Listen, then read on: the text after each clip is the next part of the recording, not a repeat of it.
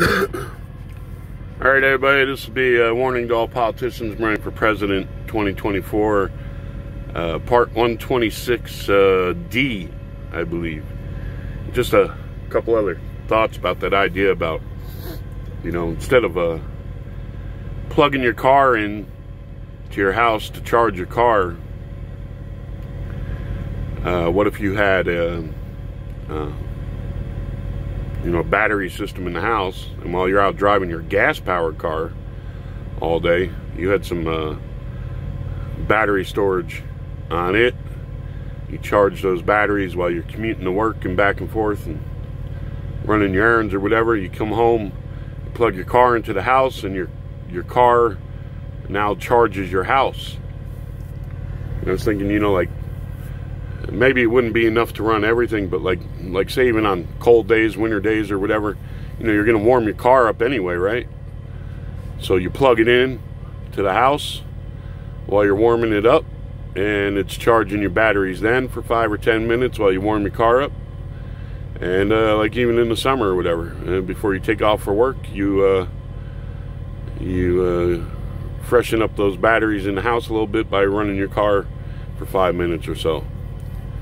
And if that kind of idea would work, or even if you matched it with one of Tesla's, home solar things where he's got the batteries and stuff, and the solar panels, you could pretty much get rid of all these wind turbines and these great big solar farms and the coal industry and all that stuff there, couldn't you?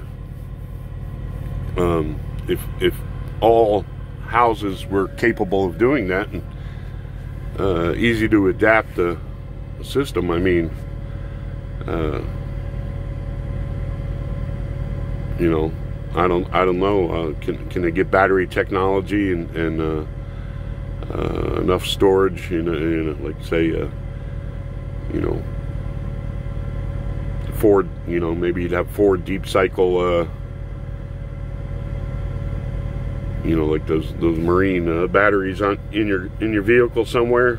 I know it's going to add weight to the car and everything, but charge them up while you're commuting. If you got pickup trucks, it wouldn't be no problem. I don't know how much energy they could store to power a house for a day. I'm sure if you got people sitting there playing video games all day and the air conditioner around full blast and everything, I don't think that'd be enough. But maybe in many situations it might be a feasible thing. Imagine that. If that was possible, wouldn't that put shivers through everybody invested in energy? You could be self-sufficient.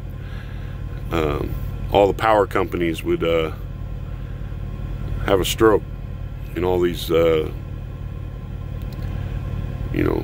coal operations and solar panel places, taking up huge chunks of land, all the wind turbine industry, they'd all have a stroke. You wouldn't need any of them. You wouldn't have to buy your electricity from anybody.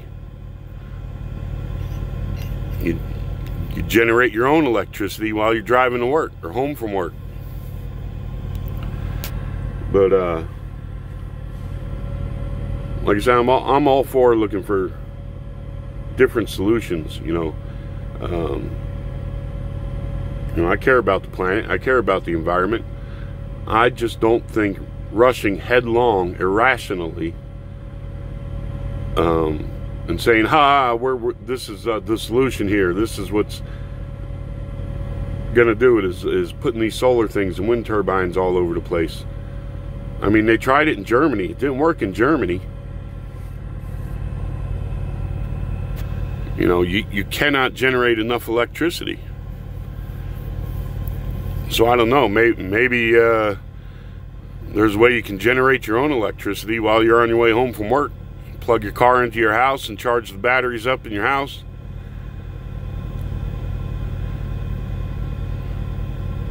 Wouldn't have to depend on the power companies and stuff.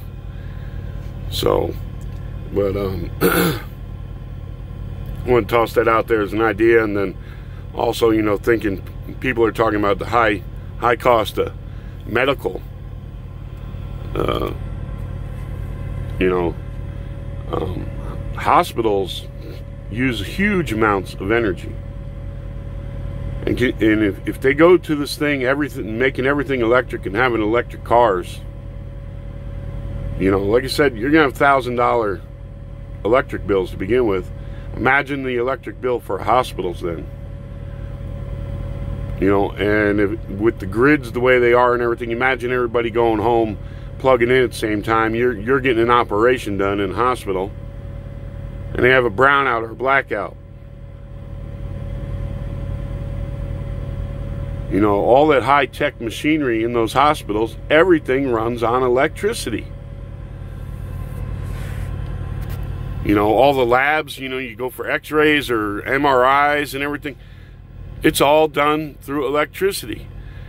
And if the price of electricity goes sky high, guess what? When you need some kind of medical service, that's going to be tacked onto your bill. I'm telling you, this idea of everything going electric without some, you know, high-tech way to generate power that's cheap, that can compete with everything else, you're pissing in the wind. People aren't thinking things through.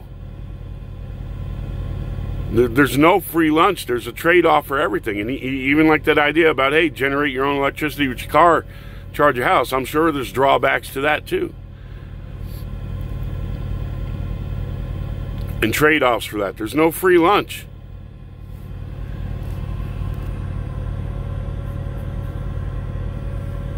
So,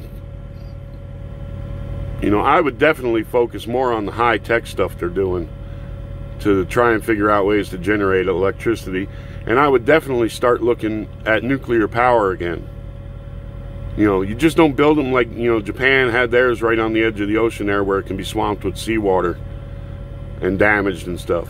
You don't use faulty designs like they did in Chernobyl. France generates, I'm pretty sure, almost all their electricity through nuclear power. I don't hear them screaming about their alarm that they're worried about some kind of accident waiting to happen. We have nuclear power plants in this country that have, you know, impeccable safety records. You know, I think the only incident we ever had was 3 Mile Island.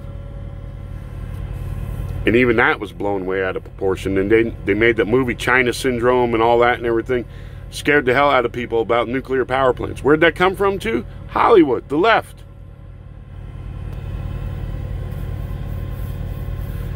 Who were probably all big into coal and everything else back then, invested in, hey, we can't have that nuclear power. Make a movie to scare everybody to death about nuclear power. And so you got to see who's getting paid a lot of this stuff, you know. Why aren't there any environmentalists protesting at these solar sites and everything where they're destroying the natural habitat for so many animals and killing so many birds? Why? Because they're not getting paid to come down here and demonstrate. That's why.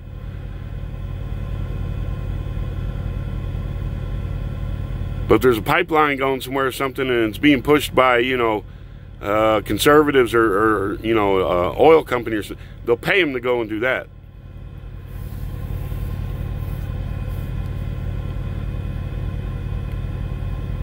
You know, the railroads and the coal industry and everything were dead set against nuclear power in this country.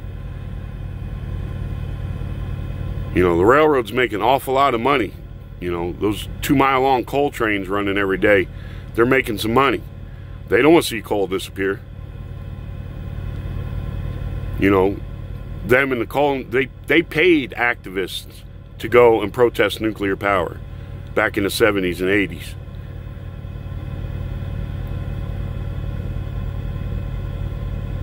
You know, you got to look behind the scenes of a lot of stuff, or try to anyway, and see who's financing what and who's getting paid.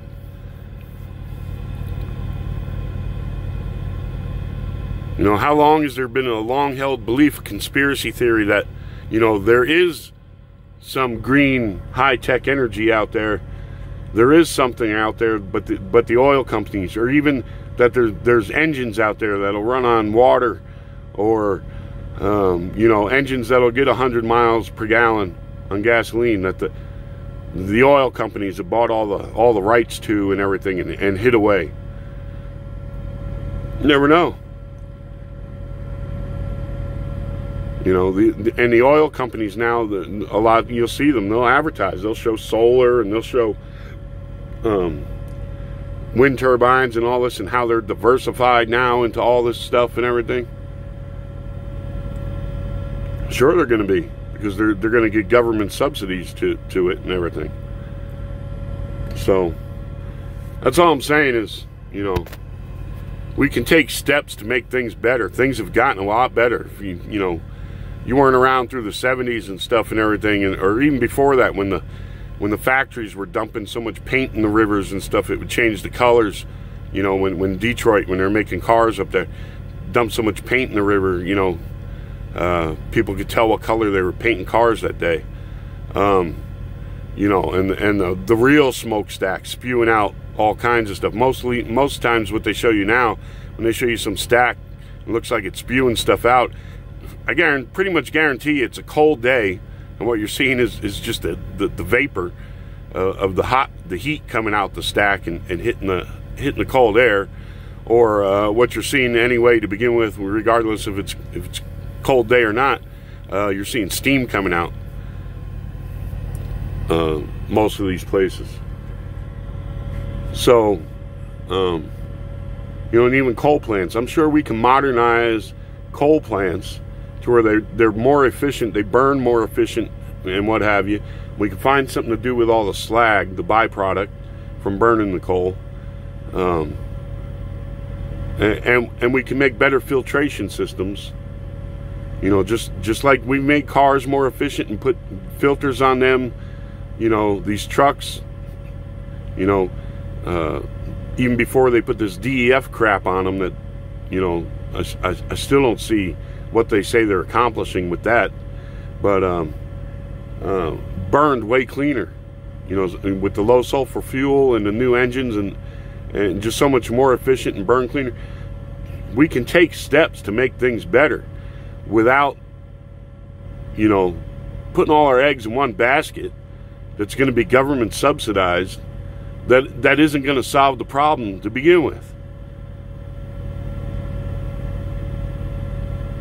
You know, you need to look at things in a rational way, and do what you can, and not go after some harebrained scheme. So I wanted to throw that out there, just crossed my mind there. So wish you all the best out there. Good luck. God bless. Adios.